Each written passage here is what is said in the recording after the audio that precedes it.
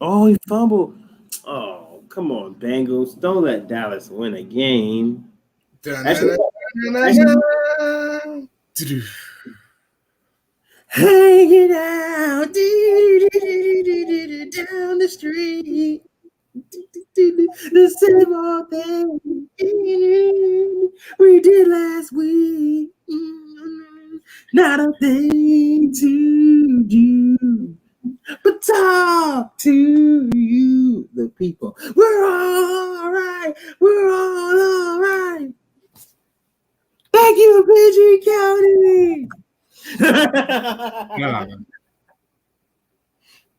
We're doing that every week now. I just let you know that. is Coughlin Tom Coughlin's kid? I don't know. I don't care about Tom Coughlin. Why you ask me about Tom Coughlin? Nah, because I'm watching Red Zone, the Giants cards game on. Oh, come on. Listen, I want the Cowboys to actually win a game so we can have a better draft pick than them. y'all are a sad division. Sad as fuck. Well, Speaking of Philly, uh-oh. I actually carried out that trip to Philly this weekend. They actually had. Was it worth it? Well, yeah, I got cheesesteaks. So, yeah, it was worth it. So that's the only thing you care about with cheesesteak, not the scenery and sights, nothing. Nope. That's a damn shame. You know, it's a damn shame how Yeah. similar I compared downtown Philadelphia to DC. Essentially same. You, sir, are essentially drunk. Just more abandoned buildings.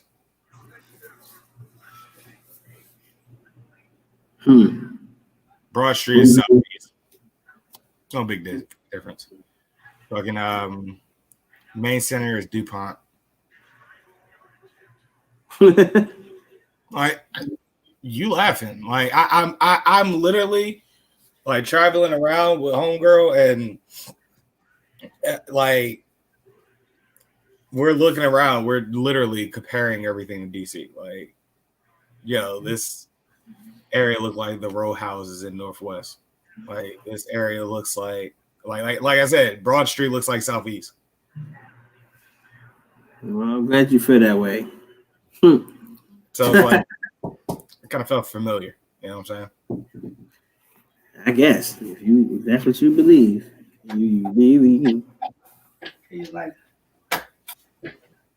So, but other than that, it was pretty cool. Like, aside from the fact that it looks like DC in, like just general, the sites, the architecture is different. That's what I actually noticed. The Museum of Art is actually dope as hell. However, it is overshadowed by certain series of movies that was made in the 70s. So, you mean the greatest series of movies made in the 70s? no, because there was a movie that was made just before the turn of the decade called The Warriors. So, That's better. yes, The Warriors is better. So, yeah, like the National Museum of Art, it was dope as hell. I guess the steps are cool.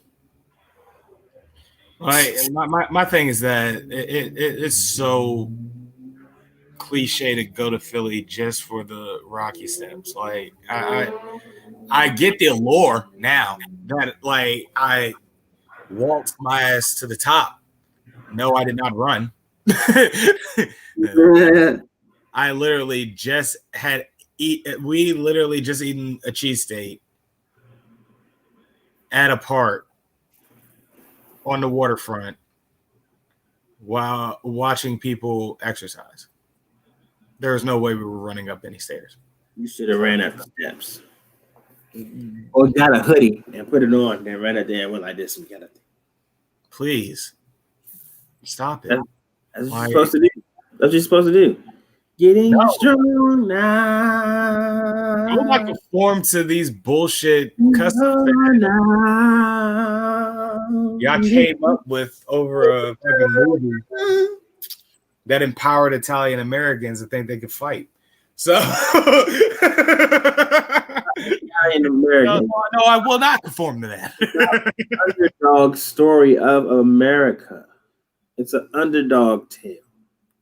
The working blue collar man get up, put his pants on every day, finds a way to make money, becomes a legendary boxer of a city of a blue collar town where he felt like he had no way out. He was just destined to be a long shot forever. That's you know why I don't buy it? It's a compelling story. You know why I don't buy that story? Why? Because he's white. Black people do it too. See Mike Tyson. Yeah, well, it took them 30 years to come up with a black version of Rocky when they should have did it when Rocky came out. Rocky should have been black, if we're being honest. That would have been a much more inspirational story. However, it wouldn't have done numbers because it's the 70s. Well, that too, but yeah, because he would have been black. I'll tell you what, if you had casted Jim Brown instead of Sylvester Stallone, I think it would have had the same cultural impact. I think Stallone wrote the movie, so he would want to star in it. Just like if you wrote the movie, you would want to star in the movie. Sylvester Stallone wrote the movie? Yes, that's his writing. That's his original script.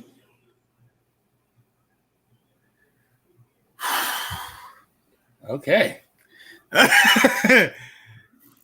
All right. I'm going to be honest with you, Kenny. I'm starting to have doubts about Rocky, man.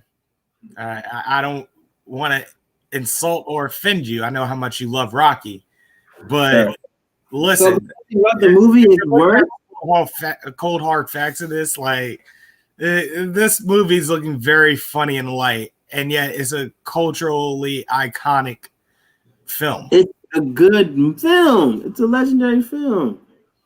I'm just not understanding how or why it's a legendary film when I just explained it to you. You're just trying to use the race card to make the movie not good, which shame on you, by the way. Poo-poo for you trying to do that. I never expect that from a person with the intelligence that you possess. I'm very ashamed. Well, I need you to understand that everything, and I mean everything in America comes down to race. Yes, I know this, but we're not always we're talking about the movie itself. We're not talking about race surrounding the movie. Okay.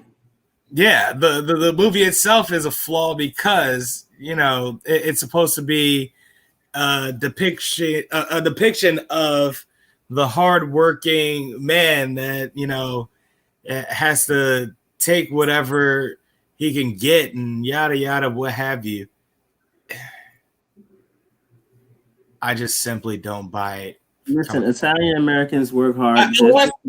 If and only if the white person was homeless or from a very underprivileged upbringing, things like that. Rocky, was just some dude that lived in an apartment or some shit. Dude, he was about to get kicked out of his apartment. He barely could pay for the shit. Hold on. Sorry, guys, I just don't buy it. then the fact that Sylvester Stallone himself wrote it. Listen, yeah, bro, you're scaring me. I'm just saying, man. I just Let me ask you this: would you take a movie that was directed by, I don't know, Katie Morgan? Seriously? Yes. Yes, I would. Do I have to go further down here? I would take that movie seriously because she took time and effort to write it. Obviously, it's something compelling her. And, Sylvester Stallone came from a rough upbringing. So, that's a rough life to live. Oh, man. The brand new feature film directed by Sarah Pinky Marabelli coming this summer. Kenny like, yeah, I'm in there. Let's go see that shit. That shit's I want to watch it. Let's do it. Let's watch it. I'm all for it. We're going to make it a group trip. Everybody's welcome to come. Get it? Everyone come and enjoy the film. Stallone was a porn star once. Oh man, that's fun. Andrew. Oh god. It's time to get it cracking. I have something in my eye and I know it. I just know it. I know what it is. What? Hate it. Hate it. I hate your eyes. I fucking guess. Yeah, I know. I don't guess. I know. I just simply don't buy into the allure of it. Like, honestly, it's propaganda. If we're being honest, I think that's what it really is. Like, I don't think it's like racial or anything like that. I just use race as a scapegoat to fuck with you. But I honestly think that Rocky is American propaganda. When there's not things in American propaganda. That's another issue. You know what I'm saying? That needs to be discussed. Propaganda exists in every culture. Super American propaganda. Come on. The main enemy was a fucking Ruski with a 90 side punch that could kill a man. Like he was built to be the enemy. You know what I'm saying? But that was 3 films later. That's different. Fair point. And that's relevant to the culture. So they were in war with Russia. So remind me, who was the main antagonist in Rocky 1? Or the first two Rockies even? Apollo Creed. Apollo Creed, first 2, then Clubber Lang in 3.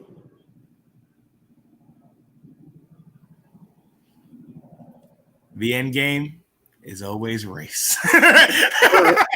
but those black men were champions. Rocky did not win the belt in the first fight. Well, obviously, obviously they have to be champions. Which means they allow black people to be at the top of the sport. Not only did they allow him to be at the top of the sport, they let a black man defeat Rocky to win the belt. That's a very fair point. That's a very fair point. I'll give you that. So you can't. However, how motherfucking ever, it is from my recalling. I believe Apollo Creed was clean. You know what I'm saying? Like, he was actually, he was an antagonist because of the situation. Like, he was coming in the champion. So he had to be the antagonist, but he didn't have the antagonistic trope, if that makes sense. Clubber Lang had the antagonist trope that, like, he was the evil villain. You know what I'm saying? No, Clubber Lang had the antagonist trope of, I'm better than this dude, and they keep giving him these easy fights. If you put him in the ring with me, I'll beat his ass. And that's what he did. He beat his ass. And which Clubber Lang brought up a very valid point at that point in the movie as well. Like, who was he fighting other than Apollo Creed? Like, Rocky was a great white hope movie, a propagandist ass movie, man. I'm sorry.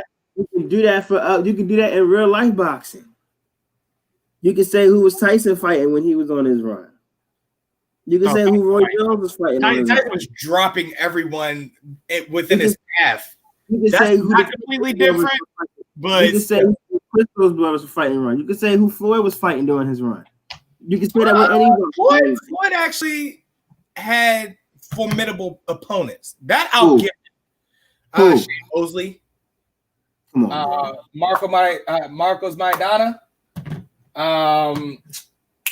Who's cousin that he fought before? He fought them when they were. Mayweather's had formidable opponents. I'll give him that. What I don't like about Mayweather is that they rarely end in knockouts anymore. I missed that wave, apparently. So, like but you bring an excellent point with Mike Tyson, because when you actually brought somebody to Mike Tyson, he lost. Case in point, James Douglas, which a fluke, but nonetheless, a loss is a loss is a loss. Evander Holyfield. Now that was a real loss. Like, so, you know, that's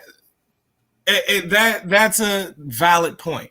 As far as Roy Jones Jr. goes, also questionable, because Roy Jones had formidable opponents. I'm just saying you can question every boxer who they fight. That's the thing. Not really, no. Because there are a lot of boxers that you can undisputedly say, all right, they actually had a road to becoming a champion. There are not a lot of boxers in the landscape that are formidable opponents. Let's just call it for what it is.